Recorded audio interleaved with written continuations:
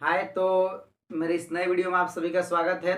और ये वीडियो खासकर नियोजित शिक्षक जिनका बीपीएससी टीआरई 2 में रिजल्ट हुआ है और वैसे बीपीएससी टीआरई 1 के शिक्षक जिनका बीपीएससी टीआरई 2 में रिजल्ट हुआ है, तो उन्हीं के लिए खासकर वीडियो बनाया गया है। और ये वीडियो बहुत खास होने वाला है। हम लोग सारे डिटेल्स, सारे कन्फ्यूजन को बात करने वाले हैं, जैसे कि आपने थंबनेल में देखा है। जी हाँ, जैसे आप थंबनेल में देखें, सारे आपकी प्रॉब्लम को हम इस वीडियो में सोल्यूशन लेके आएंगे। तो आप, मुझे पता है कि वीडियो को अंत तक देखने वाले हैं। चलिए सबसे पहले हम लोग बात कर लेते हैं जो टीआरई 1 के सिलेक्टेड कैंडिडेट है उनके लिए क्या निर्देश है। देखिए मेरे हाथ में एक लेटर है। ये किसका लेटर है आप देख सकते हैं, बिहार सरकार शिक्षा विभाग का लेटर है। और ये 8 फरवरी को ही लेटर आए हुए, आप डिस्प्ले पे देख सकते हैं। ये कन्हैया प्रसाद माध्यमिक शिक्षक के जो डायरेक्टर उनका लेटर है। क्या है तो टीआरई 1 में जो पहले से कार्यरत शिक्षक थे, उनका टीआरई 2 में रिजल्ट हुआ है, उनको त्याग पत्र देना है। जैसे आप थंबनेल में देखें, जी हाँ, त्याग पत्र आपको देना ही पड़ेगा। जैसे देखिए क्या लिखा गया है, विषय में सभी जिला शिक्षा पदाधिकारी को नोटिस दिया गया है। तो वैसे अभ्यर्थी जो प्रथम चरण टीआरई 1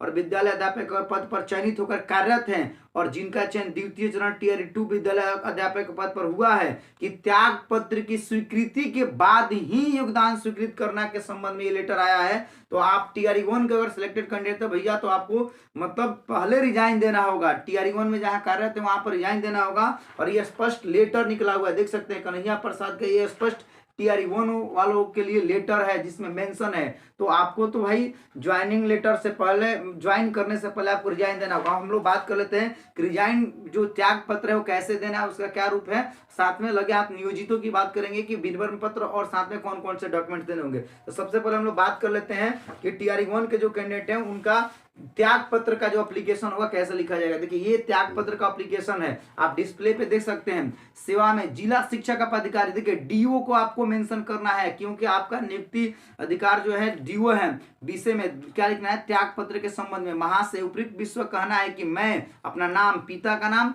पता लिख देना है। मेरा चयन बिहार राज्य विद्यालय अध्यापक नियुक्ति हस्तांतरण अनुशासनिक कार्रवाई एवं सेवा शर्त नियमावली 2023 के नियम 9A के आलोक में कार्यालय जिला शिक्षा पदाधिकारी सिवान के पत्रांक इतना के माध्यम से वर्ग इतना इतना के विषय जंतु के पद पर हुआ था।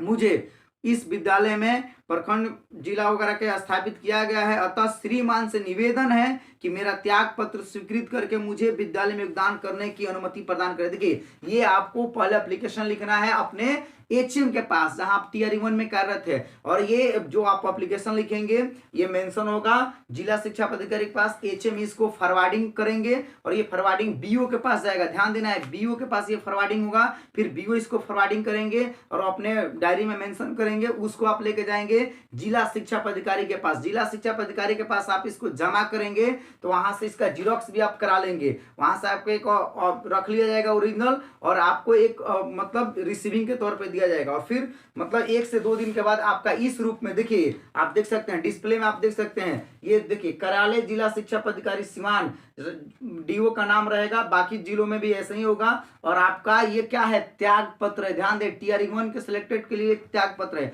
ये ऐसे ही आपका बाकायदा मेंशन करके निकलेगा, आपके नाम से निकलेगा। या एक विद्यालय में बहुत लोग होंगे तो सामूहिक रूप से निकल सकते हैं या ब्लॉक वाइज निकल सकता है। देखिए कैसे निकलेगा, कार्यालय आदेश रहेगा, प्रधानाध्यापक जो विद्यालय का नाम होगा और एड्रेस के साथ रहेगा, आपका टीचर का नाम होगा और बीपीएससी टीआरई 1 द्वारा अनुशंसित विद्यालय इतना इतना के रोल नंबर के द्वारा त्याग पत्र दिया गया है और हस्ताक्षरित द्वारा अनुमोदित किया जाता है और फाइनली आपका त्याग पत्र स्वीकृत किया जाएगा। तो ये रहा टीआरई 1 के लोगों के लिए। अब बात हम लोग कर लेते हैं कि अगर आप इतना करा लेते हैं तो आप बाकी डॉक्यूमेंट्स को तैयार कर लेंगे। और साथ में अब देखिए जब योगदान करने जाएंगे नियोजित शिक्षक, ध्यान देंगे नियोजित शिक्षक के लिए क्या बात है कि आप योगदान करने जाते हैं तो आपको, या टीआरई 1 के भी सिलेक्टेड कैंडिडेट है तो आपको पहले तो 3 फाइल में डॉक्यूमेंट कर लेना है। देखिए 3 फाइल में डॉक्यूमेंट बना लेना है, 2 फाइल में जीरोक्स कर लेना है और उस पर अपना नाम वगैरह ये पहले से तैयारी करके जाना है। और एक ओरिजिनल कर लेना है। ओरिजिनल इसलिए कि विभाग द्वारा स्पष्ट निर्देश है कि जो आपके एचएम है वो आपके डॉक्यूमेंट्स की जांच कर सकते हैं, ओरिजिनल मांग सकते हैं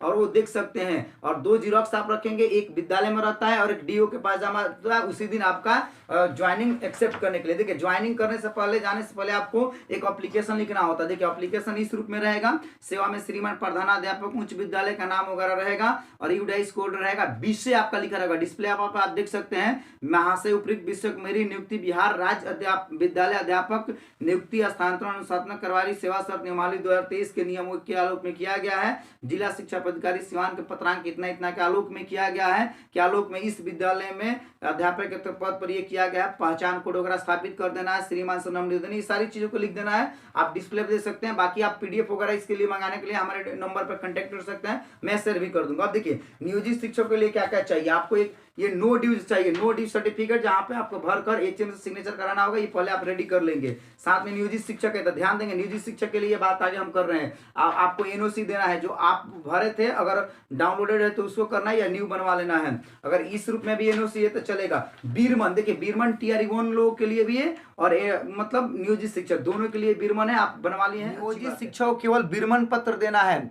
टीआरई 1 के जो कैंडिडेट हैं उनको भाई त्याग पत्र देना है। ये माध्यमिक शिक्षक डायरेक्टर द्वारा स्पष्ट लेटर निकला था, आपको मैंने बताया है। लेकिन नियोजित शिक्षक आप जल्दीबाजी नहीं कीजिए, आपको त्याग पत्र नहीं देना है कि कहीं इधर उधर नियोजन इकाई का चक्कर नहीं लगाना है। आप भले 1-2 दिन इंतजार कर लीजिए। जैसे कि आप देखिए डिस्प्ले पर मैसेज मिला है, गोपालगंज जिले में बीपीएससी टीआरई 2 के तहत विद्यालय अध्यापक पद पर जो चयनित नियोजित शिक्षक थे, देखिए गोपालगंज में एक घटना घटी थी कि जो नियोजित शिक्षक थे उनसे जबरदस्ती त्याग पत्र की मांग किया गया था गोपालगंज स्थापना द्वारा, जिसकी बात उठाई गई और ये बात आगे तक बढ़ी। तो प्रशांत शिक्षकों के आग्रह पर उक्त समस्या के समाधान हेतु सारण शिक्षक आनंद पुष्कर के द्वारा, जो सारण शिक्षक निर्वाचन क्षेत्र के विधान परिषद प्रत्याशी आनंद पुष्कर है, उन्होंने माध्यमिक शिक्षक डायरेक्टर कन्हैया प्रसाद सर से बात किए और तुरंत उसके बाद समाधान हेतु बीरमन पत्र के आधार पर योगदान करवाने संबंधित निर्देश दिया गया। मतलब बीरमन पत्र के आधार पर नियोजित शिक्षकों का योगदान हुआ है, बाकी जिलों में भी हुआ है, तो इसकी सूचना दी गई। और अब जो शिक्षकों का योगदान है वहां पे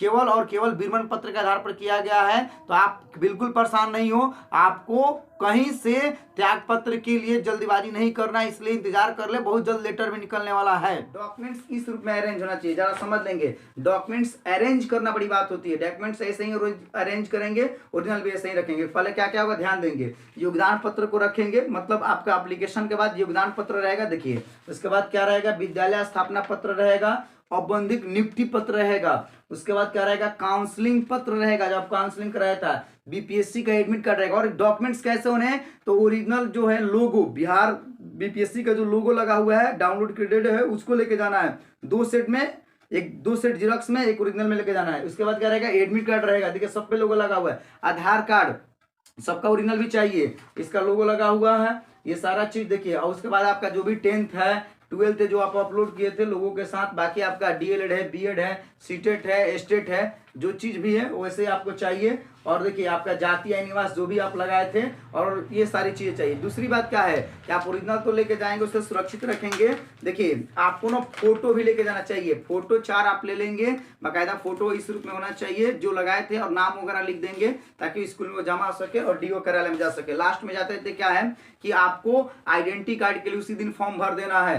प्रयास करेंगे कि आप पूर्वाह्न में ज्वाइनिंग करेंगे, मतलब 12 बजे से पहले ज्वाइनिंग करेंगे, तो आपको आइडेंटिटी कार्ड का ही फॉर्म भर देना है। देखिए आइडेंटिटी कार्ड का ये प्रारूप ऐसे है, वैसे आप हमसे पीडीएफ के रूप में ले सकते हैं, मेरे नंबर पर कांटेक्ट कर सकते हैं। आपका ये है बिहार सरकार द्वारा जारी किया गया है, आपका नाम रहेगा, जन्म तिथि वगैरह मेंशन होगा, नियुक्ति की तिथि, पोस्ट वगैरह होगा, पहचान संख्या होगा, और यहाँ पर अपना सिग्नेचर एचएम का सिग्नेचर होगा। इस रूप में आपको एड्रेस वगैरह के साथ भर के विद्यालय में जमा कर देना है, तो आपको कुछ दिन में पहचान पत्र मिल जाएगा और बाकी चीजें होने लगेंगी। ये लास्ट में जाते जाते बात यही है कि आप अगर आप विद्यालय में योगदान करने जा रहे हैं तो आप तो पहले से सर्विस में हैं, फिर भी आप एक पहचान बनाने के लिए उस विद्यालय में, क्योंकि आप विद्यालय में ज़्यादा समय देते हैं, तो जरूर मिठाई लेके जाइए, एक अपना पहचान बनाइए और अच्छे दिन के साथ शुरुआत कीजिए।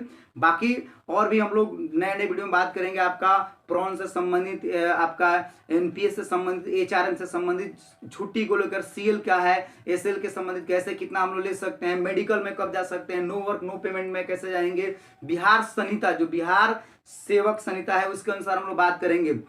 तो आप मेरे चैनल पे नए हैं तो चैनल को जरूर सब्सक्राइब कर ले, वीडियो अच्छा लगा हो तो लाइक जरूर करें, और किसी तरह का एजुकेशन संबंधित इस तरह इस फील्ड में जानकारी लेनी हो तो आप जरूर हमें कमेंट करें और वीडियो को अधिक से अधिक शेयर करें। ओके, जय हिंद, जय बिहार।